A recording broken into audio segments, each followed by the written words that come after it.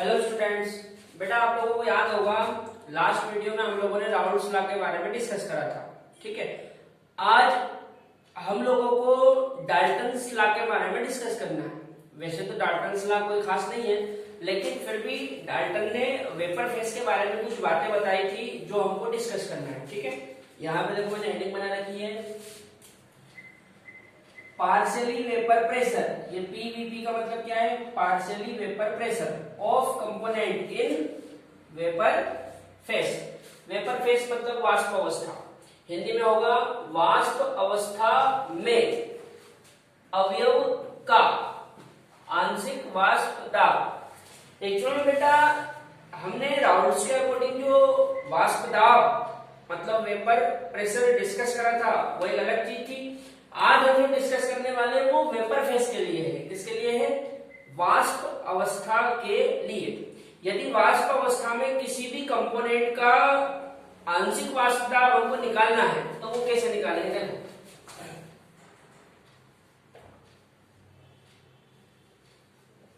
According to Dalton's. ये जो Dalton है ना, इस डाल्टन ने बोला था बेटा कि किसी भी कंपोनेंट का जो पार्शियली प्रेशर होता है वो उसके खुद के mole fraction into P total के बराबर होता है। किसी भी कंपोनेंट का जो पार्शियली वेपर प्रेशर होता है वो उसके खुद के mole fraction into P total के बराबर होता है। ये तो हो जाएगा आंशिक वाष्प दाब, ये हो जाएगा मोल प्रभाज, और ये क्या है? P total. पी टोटल मतलब विलयन का वेपर प्रेशर। अच्छा, यदि मैं कोई भी कंपोनेंट लेके इस चीज को देखूं तो ये फिर ऐसा आएगा। जैसे याद करो हमने कल दो कंपोनेंट लिए थे ए और बी। यदि मैं ए कंपोनेंट के लिए पार्शियली वेपर प्रेशर निकालूं इस तरीके से तो क्या आएगा? यहां पे आएगा बेटा पी ए इक्वल टू जिस कंपोनेंट के लिए वेपर प्रेशर निकाल रहे हैं उसी का मोल प्रभाज, तो यहाँ पे हो जाएगा एक्स ए इंटू पी टोटल। अच्छा, यही चीज यदि हम बी कंपोनेंट के लिए निकाले, किसके लिए निकाले? बी कंपोनेंट के लिए, तो ये हो जाएगा P B equal to X B into P total. लेकिन आपको याद रखना है कि ये कब अप्लाई करोगे आप? जब वेपर फेस दी हो, only for vapour face, only for vapour face. ठीक है बेटा, ये चीज केवल आपको कब अप्लाई करना है? जब आपको वेपर फेस दी हो। वेपर फेस मतलब वाष्प अवस्था। इसी चीज को हम एक क्वेश्चन से डिस्कस करते हैं। इधर देखो, यहाँ पे मैंने एक क्वेश्चन लिख रखा है जो नीट 2019 में आया था। ठीक है, क्वेश्चन था in water saturated air the mole fraction of water vapour is 0.02 if the total pressure of the saturated air is 1.2 atm, the partial pressure of dry air is, और ये आगे क्वेश्चन मार्क लिख रखा है। इसको मैं हिंदी में ट्रांसलेट कर देता हूं। हिंदी में ये बनेगा बेटा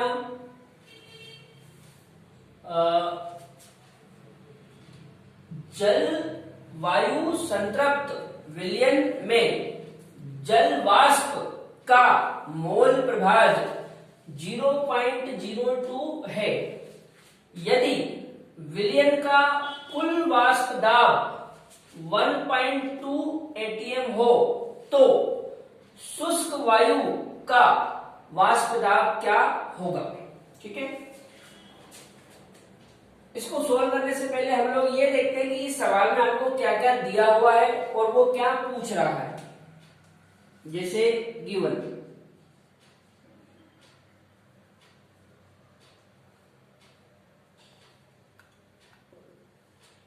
में बेटा एक तो देखो इसने हमको जो वाटर वेपर है इसका मोल फ्रैक्शन दिया हुआ है 0.02।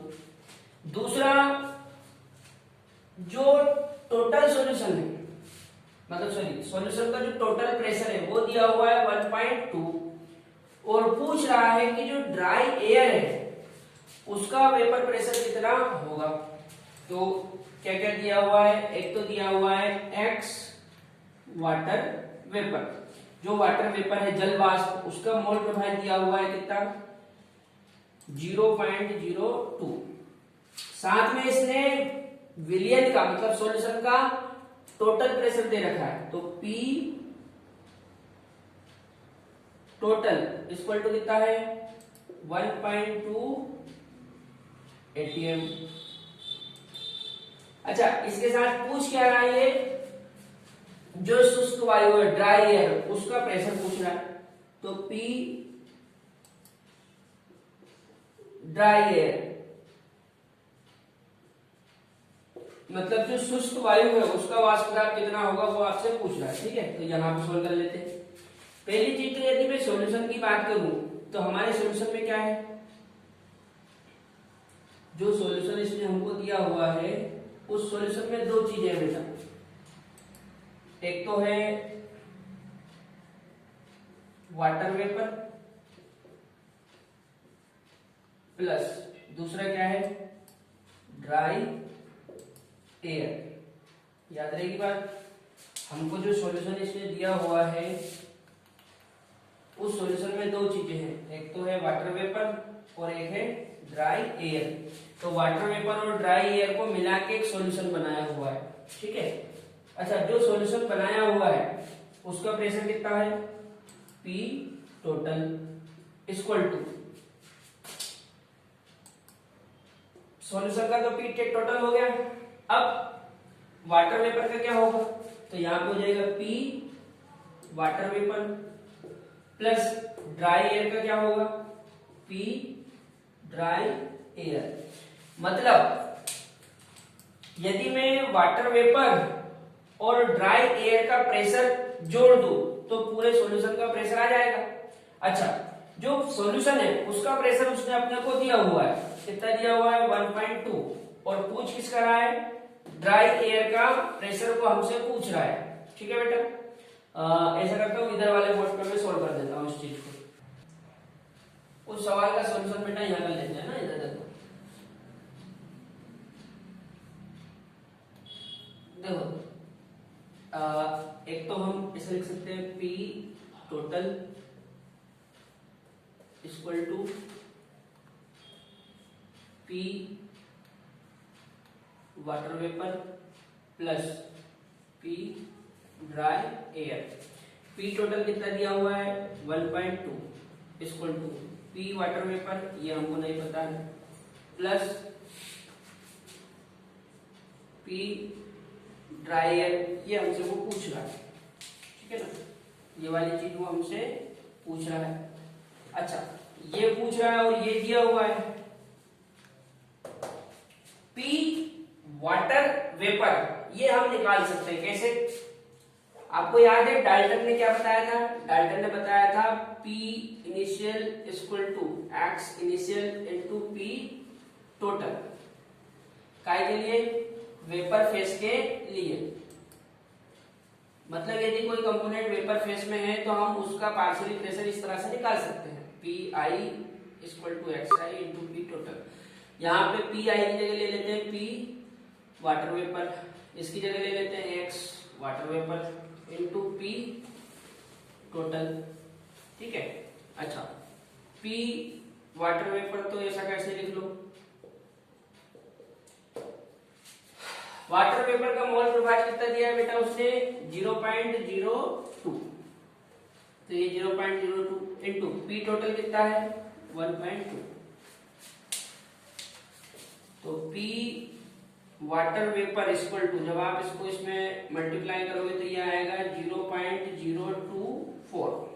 ठीक है, ये वाटर वेपर का पार्शियल प्रेशर आ गया। अब इसको यहां पे रख देते हैं अपन, तो ये हो जाएगा 1.2 equal to 0.024 plus P dry air, ये जो ड्राई एयर है इसका हमको निकालना है, तो ऐसा करो, इसको बराबर के इधर ले आते हैं, तो ये हो जाएगा P dry air equal to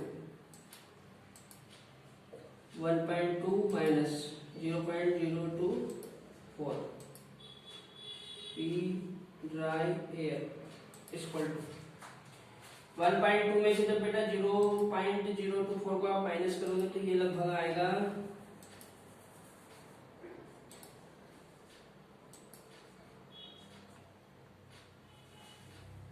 0.176। ठीक है, आप चाहो तो मैं यहाँ पे सोल्व करके बता देता हूँ। देखो जैसे 1.2 है, 1.2 में से इसको माइनस करना है तो पॉइंट के नीचे पॉइंट रखो, उसके बाद 0 2 4, ये 0 ये 2 ये 4। अब आप यहाँ पे अपनी मर्जी से 0 ले सकते हो, यहाँ पे भी 0 ले सकते हो। 2 में से एक यहाँ ले लो, फिर यहाँ से एक यहाँ ले लो। 10 में से 4 गया 6, यहाँ पे 9, 9 में से 2 गया 7, यहाँ पे बचा ये 1 में से 0 गई 1। ये पॉइंट ऐसा कैसे ही, और ये वाली चीज तो वैसे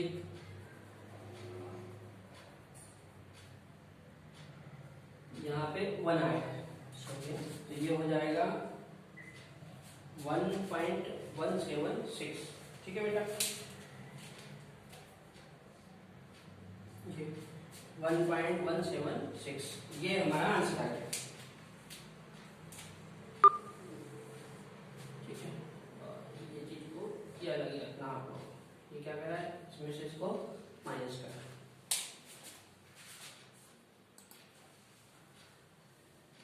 ठीक है।